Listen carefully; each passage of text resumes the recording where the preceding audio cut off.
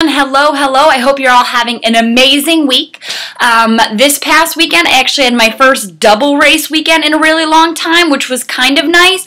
Also really felt it.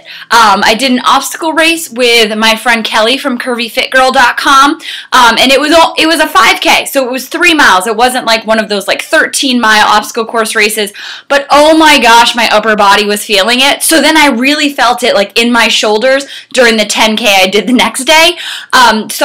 This kind of reminds me that I need to get back to upper body work because I could, did the obstacles, over the monkey bars, did that sort of stuff, got really excited, but I should not still be sore like 4 or 5 days later. So it was a little wake-up call that I need to get back to some upper body work. So thankfully my friend Melissa, who's a trainer, was able to write up some exercises for me to do that won't hurt my hamstring. Because we're still nursing that hamstring injury that just won't go away. I know it takes time. I'm listening to my body, but it's really frustrating when all I want to do is go work out, or go run. Because it's so much of my frustration and angst and things like that gets released during runs. Now, I've been doing a lot more swimming and biking to kind of make up for it, but it's still not that same sensation I get from running. So what I've been doing, I was going to say lately, aka one day, was that trying to write things down. So this is my Rewrite Your Script little journal that came from The Universe Knows, the company. It's also like Inspiration Wear on Twitter. You can look them up. But I really had to start taking a minute to get back to what's going on inside my head. I feel like for so long I've kind of pushed off what I was thinking by focusing on other people, helping them with their journeys and listening to their problems and kind of helping to work through. And I was talking to a friend, and sometimes you just forget that you have to take care of yourself first. And I've said this before, and I always find myself getting into this cycle, and I need to figure out a way for that balance, because I want to keep being able to help people, but I need to make sure that my head is right as well. So I think starting to take the time every day to get back to really wondering what's going on, because before I know it, all of the dark thoughts kind of take over the happiness that I want inside the brain, and it kind of sends me on this spiral, and I'm tired of that pattern happening.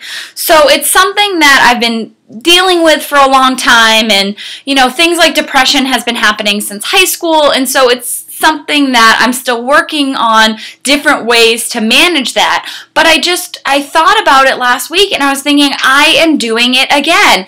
And I'm really proud of myself for being able to recognize what I'm doing, because for so long I just let it go on and just put myself on the back burner, and that's how I got to be 235 pounds. And so if I want to be able to stay in the healthy, happy body that I'm in now, I need to make sure I'm continuously checking in with myself, because once I stop doing that, that's when the bad habits kind of creep back in, and I'm not feeling so awesomely warm and fuzzy anymore.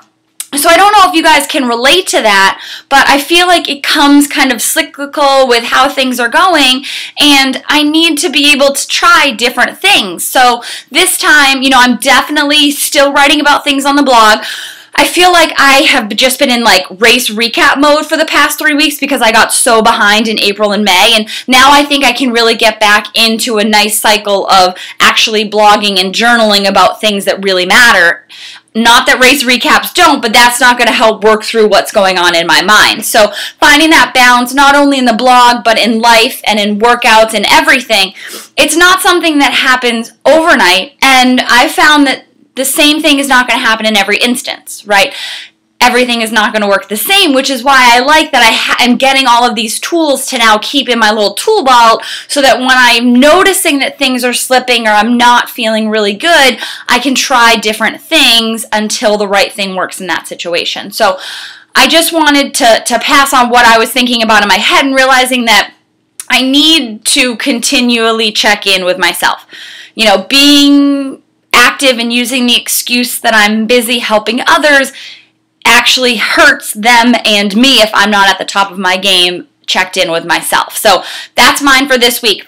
How do you check in with yourself? Share with me what you do to stay on top of maybe the bad thoughts, or when food things are not going the right way, or the workouts aren't going the right way. How do you get yourself back in check? All right, because that's what I'm going to work on this week, and I'm going to check in next week to see how it went with everyone else too. All right, catch you next week.